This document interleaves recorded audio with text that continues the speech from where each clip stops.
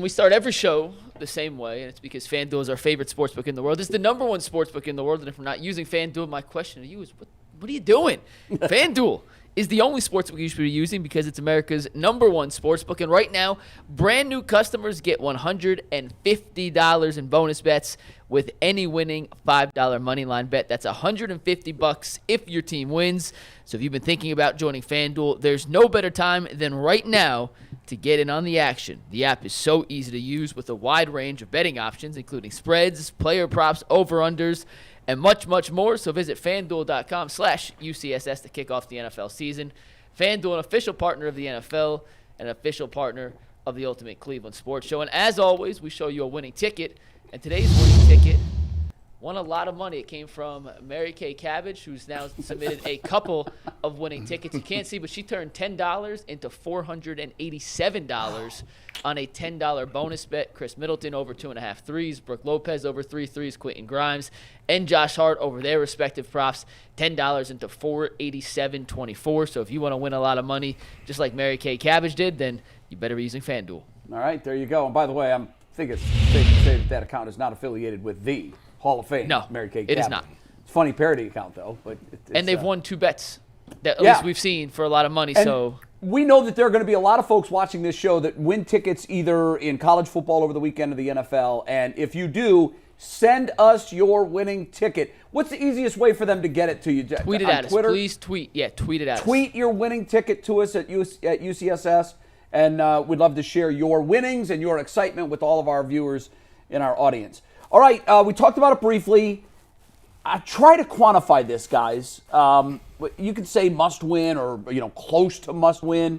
What is Sunday when the Browns go to the Ravens for you guys? It's weird. It's a little bit of a conundrum because we've had very few years where you look at it and say, listen, this is a must win, or we've even seen ourselves in this type contention. And what I try to do is go to all different platforms throughout the week and find out the other different shows and figure out what the temperature is. And it's amazing because the Cleveland Browns fans are, for once, going into this thing saying, we got a good enough team to win this, and people are expecting to win. People are expecting them to play well. And it's I shouldn't be surprised by that. Do you think it's the majority of people? Because I don't feel that way. Majority of Browns fans? Yeah. I mean, you go outside Browns Nation, few give the Browns a chance. Yeah, very few. Outside of the fan base, no. Everyone's betting on the Ravens. However, everyone's like, no, this is a must-win. So you think it's the majority of the fans that think they're going to go there and win? And one of the things that they say is, this is what you paid as we do the radio show, and then did the barbershop here on UCSS. One of the things the comments are saying is, this is what we got Deshaun Watson for. Sure. This is the game right here. These types of games, because the Baltimore Ravens have their quarterback. The Cincinnati Bengals have their quarterback. This is supposed to be our guy, and we're supposed to be able to compete in games like this. And so I was like, okay, I'll go with hey, let's get it done then. But I was a little surprised, Bull, that the fan base is fired up about this one. I do agree that a large percentage of the fan base that have interacted with me in social media, who knows how accurate that is of the overall fan base, is very confident going into this game. Wow. Listen, there's reason to have some confidence. But there's also a reason why the Ravens are nearly a touchdown favorite in this game. Sure. Because the Ravens have played better overall. They have a better quarterback. They're the class of the AFC. And right now they've played better than anybody, not to mention something that I think gets overrated, but still, the Ravens have had the Browns number. Something we've talked about with the Bengals and Browns the opposite way. Right. But the Ravens have had their number, and they're at home. Now, I do kind of throw away the first meeting to some degree because that was DTR. It was his first game. It was unexpected he was going to play. I think everybody was kind of out of sorts.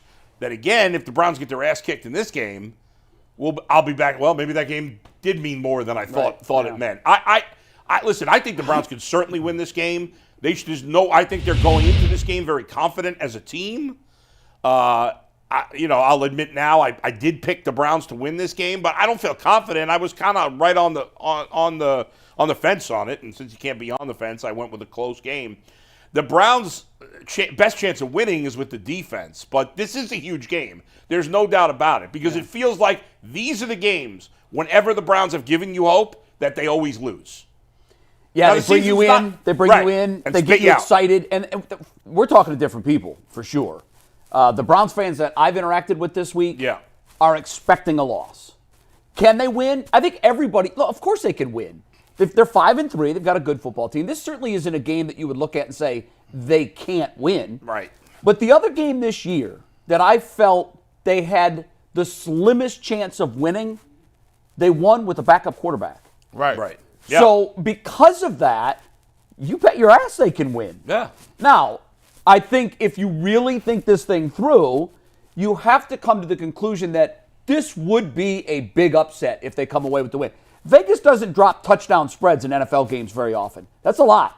That's a big spread. I don't agree with that. I mean, It's not the common. It's both. The lines are typically between No, 3 but- and 4 points. Sure, but 7 points is a big spread. there's usually 5 games a week that are at least 7-point spreads. Okay, I but would say on average. there are 16 games. So if that's even a third of the games Right. that are, it's uncommon. It's a lot. It I is. wouldn't It's call a it lot. uncommon, but it is definitely a lot. I'd like to know. I'd like to know how many games this week is there a touchdown spread or more? The biggest This week, right now, biggest underdog of the year. The Giants are a 17-point underdog to the Cowboys. Yeah. See, we have some really bad teams this year. Jay, you want the answer real Yeah. quick? So are you considering 6.5 a full touchdown? So we going? No, I'd say Yeah. 7. I'd say a touchdown. But if you want to Are the call Browns a 7-point dog or No, they're 6? 6.5. okay, That's what I then was count asking. 6.5 as a touchdown dog. So the Giants are 17-point underdogs. Right. The Broncos are 7 on the dot, and the Raiders are 10-point underdogs to the Dolphins. So with the No, not Browns, the is Raiders. that 4? That's next week's Thursday Night Football. I apologize. Yeah, that doesn't count this week. So only 2 games this week. Okay. Yeah, I think that's what I would have guessed. 2 or 3 maybe. I think it's more than that on average. way, But Either there's way, there's if- 3 games that are 6.5. So we're really splitting hairs. Here. Right, just say 3. Oh, so Okay. it's 5. Well, I asked Jay to 6.5 count, and Jay Well, said but no. if the Browns are 6.5, Yeah, no, we're counting that. count the 6.5 as a touchdown. Then there's 5. Okay, That's 5, That yeah. to me, that's really not a touchdown. It's not. Well, but the Browns are 6.5, so they're not a touchdown underdog. I know, but I say throw them in there. It's still not the rule. Yeah. It's not. So I would say that this would be a pretty big upset. It would be. And the Raven or the Browns, the difference between the Browns Niners and the Browns Ravens obviously is this one's in Baltimore. And also these teams are very familiar with each other. And also Baltimore has had the Browns number. Yeah. So I think for the Browns to win, I think most people would say, wow, this is a really nice win being a touchdown underdog. All of that being said, I'll give my pick away too. I couldn't pick the Browns. I couldn't get that far. I hope they win. I want them to win. But in my mind, I can't erase the first game. Now, yes, DTR played, but he didn't play defense. And we didn't have an answer for that Ravens offense. We just didn't. And that's true. That's going to be the same. So if you look at it, well, the Ravens are going to score 27 points.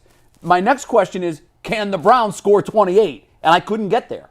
I just couldn't. Yeah, I don't think the Ravens are going to score 27 points. I certainly don't think the Browns are going to score What did they 27 score first points time either. around? It was 27, wasn't It it? was 28-3 the first time Okay, around. But they so- had a Right. couple short fields. I mean, now they're set at up by their right. interceptions. One of the keys is you better take care of the football. We've talked about how the Browns have been lucky in some games to win, even though they didn't win the turnover margin. They don't win this game if they don't win the turnover margin. No, that's true. But I'm not expecting the Ravens to score that many points because I'm expecting the Browns defense to play a whole lot better than they did in that game. I think everybody was affected by the fact that they had DTR playing and nobody expected it until we talked about this. You know, I think it affected the whole team. And when the offense is terrible, as it has been for much of the season, that wears on a defense. It There's does. no doubt it factors Well, in. particularly as the season goes on. Certainly. Because and that's the why the wear and Browns tear factor builds. Right, and that's why the Browns offense has to be better. It was good in the second half last week. It's got to be good again this week. You can't, be totally inept on offense and win no matter how good your defense is. Right. But I'm expecting, and maybe I'm being too optimistic, some progress off of what we saw last week. Obviously, this opponent's a different weight class. Arizona.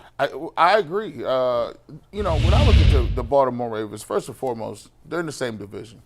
You know what Baltimore likes to run. They know what you like to run. Second of all, if you got Jim Schwartz, I like to believe that Jim Schwartz is going to make corrections based on the tape he saw. That's the one good thing that came out of that game. DTR played that game.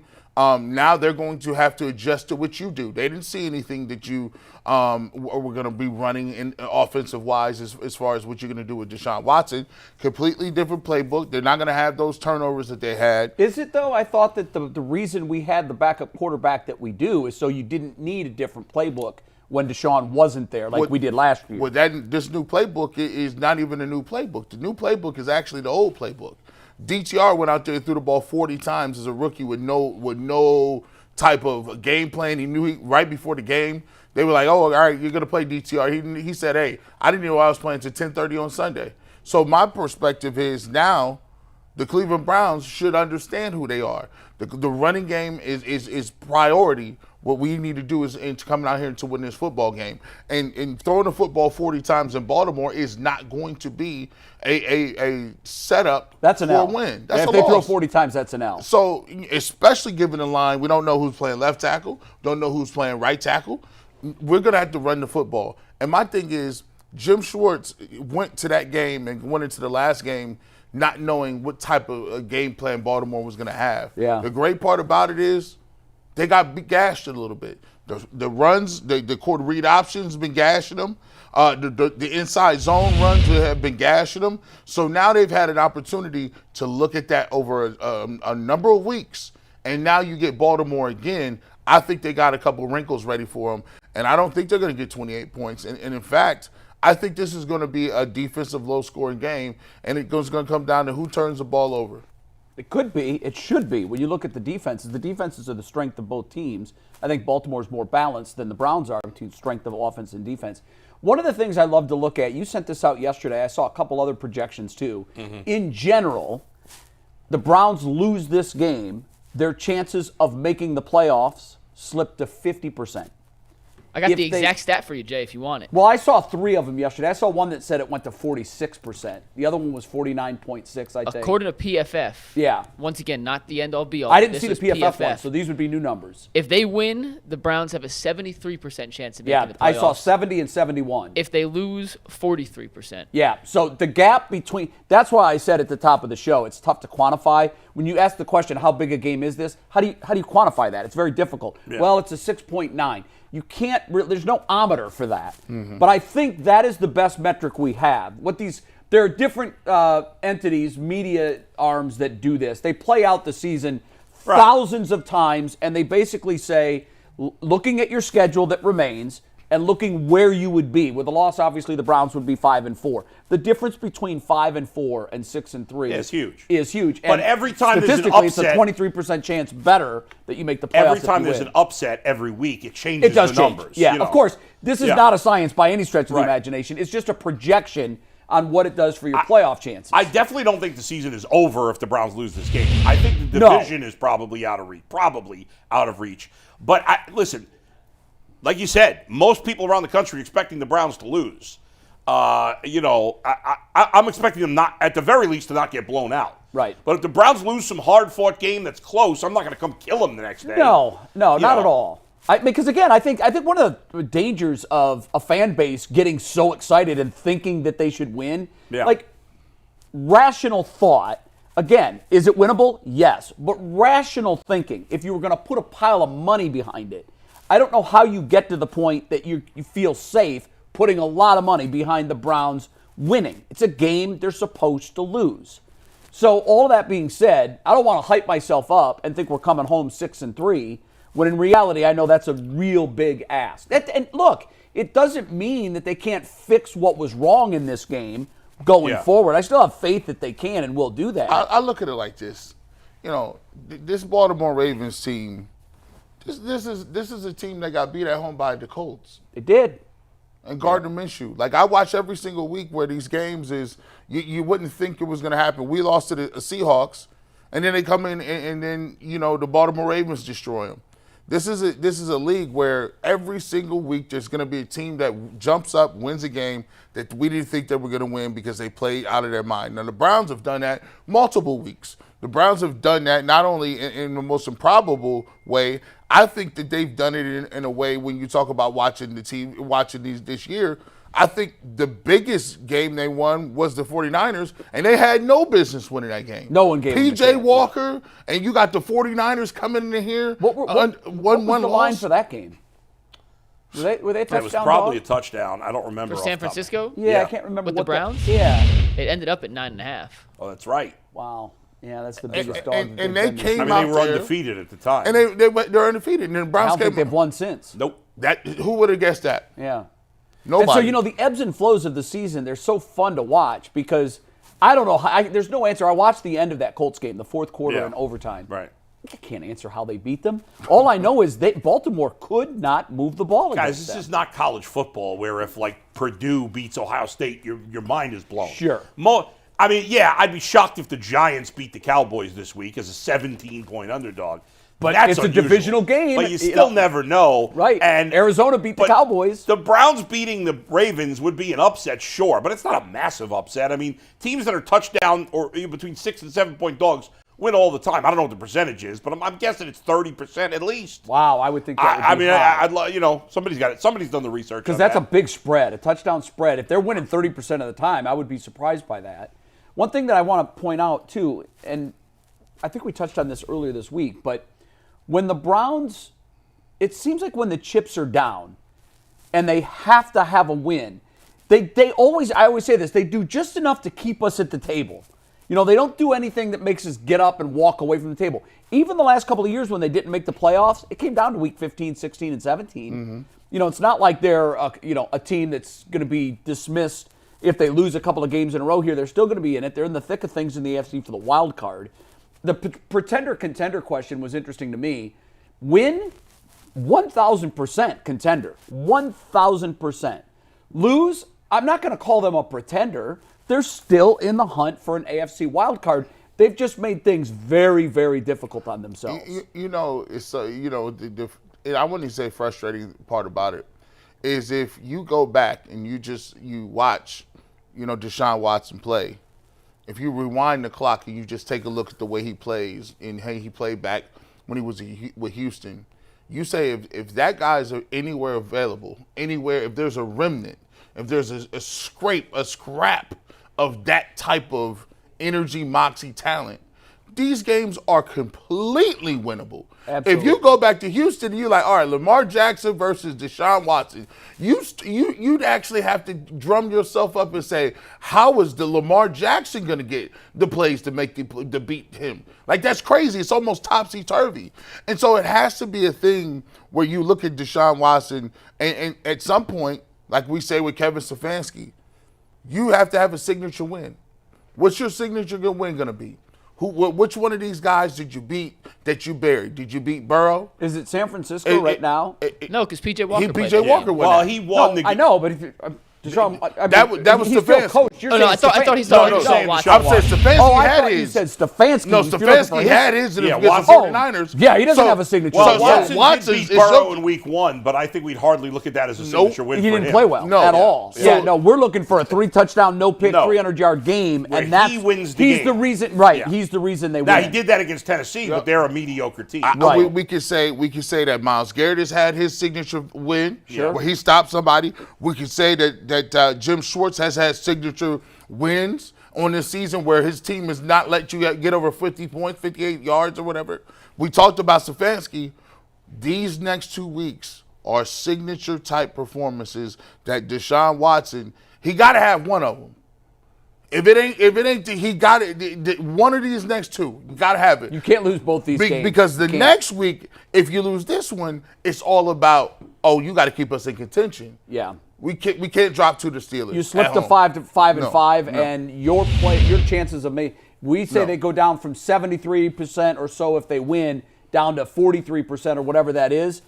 If they lose the next 2 games, you're looking at a 25% chance probably of Right. making the playoffs. No, that's a big ask. It's not going to happen. No, yeah, I mean, they got. I think if they go 1-1 in the next 2, they're fine in terms of making the playoffs. They're I still in like the- their in the chances. hunt. They go 0-2, they're probably not making it. They go 2-0, it's in the bag pretty much. Very So good chance. I mean, the Browns' 2 toughest games left on the schedule is this game and the last week of the year at Cincinnati. I agree with that. That's the two toughest games. Yeah. The next best team you play is Pittsburgh or Jacksonville. Those games are both at home. Houston's a decent team. But that's also, I think, at home. I can't remember if the Houston They were game. at Houston last year, so I can't imagine we would go to Houston 2 years No, in it's a at row. yeah. It is at Houston again. How does that happen? Yeah, You go, Because it's the weird extra game you added with the 17 game where you're either yeah, home but you or should away. never go to a That's not it. non-divisional opponent back-to-back You're years. wrong, Mike. That's not it. What? That's not the 17th. The Texans are not the 17th. The added 17th game for the No, I Browns. know they're not, but I'm saying they got an extra home You game. have an unbalanced yeah, schedule. yeah. Yeah, but it just seems to me that because we were there last year, like how many times can you think of off the top of your head that the Browns made road trips to the same non-divisional opponent in back-to-back years? Yeah, I don't know. I don't know how they figure that they do that. It's But definitely anyway, weird. Definitely uncommon. Still, the bottom line is this game and at Cincinnati Week 18 are the two toughest games left on their schedule. Yeah. So, Everything else is very winnable. yeah, everything else is very winnable. The Browns will be either a very slight underdog or a favorite in all the rest of their games. And so, this is an opportunity for we often have a lot of fans who complain that the Browns don't get any credit nationally. Well, you don't get a ton of credit for being 5-3. And They're beating not Tennessee and Arizona. exactly. Now, you got some credit for San Francisco, but you got to follow it up. Now, this is the next big game. If the Browns win this game this week, they're going to get more notice nationally for those bet. who complain about it. Yeah. It's going to be a big deal because if they win, now you're 6-3. The Ravens are 7-3. You're only a half game back. You think about tie. And because you've split, you're still around. Right, and I believe the Browns would technically have the tiebreaker, even though they're not tied. Right. Because I think the next tiebreaker is division, which they'd be tied, and then after that it's conference record. which Browns would have a better conference record if they Yes. win this game. So you go from being right there to being almost out of the division. That's how big this game is for just if you want to win. And the Browns haven't won the division in forever. Right? Be nice. And it's fun that these two games are stacked back to back. Because any questions you have about the Browns, about Deshaun Watson, about the legitimacy you're of gonna see any them. part of this team, Yeah. Kevin Stefanski, the offensive line, the defense, whatever those questions may be, come not this Monday, but next Monday, we'll have those answers. And if we I don't, think so. we're in trouble. Yeah, we are in trouble if we don't have the answers we want. Deshaun Watson was still, in his comments this week, still pretty clear that he's not 100%. And that worries me. Yeah, I listen. I didn't give Baker a pass. I didn't give Burrow a pass. I'm not giving Watson a pass. He's not even You're on the injury. He's not even on the injury list That's this right. week. You're on the field. Let's go play. Play well. I don't want to hear any excuses. Yeah, there is.